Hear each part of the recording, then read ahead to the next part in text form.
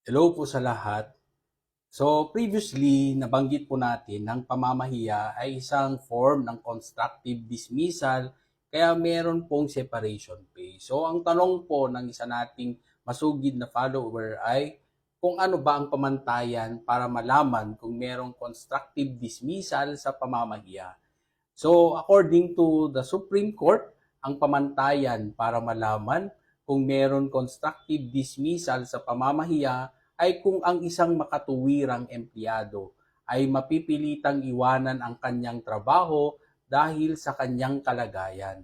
Bagamat sinabi din ng Korte Suprema na hindi talaga maiiwasang may mga matitinding salita na maaaring bitawan sa trabaho dahil sa hindi pagkakaunawaan, hindi ito dapat nakakasira ng dignidad ng mga empleyado. So, Atty. Kid Castro po, panatag ang loob ng taong may alam. Hanggang sa muli.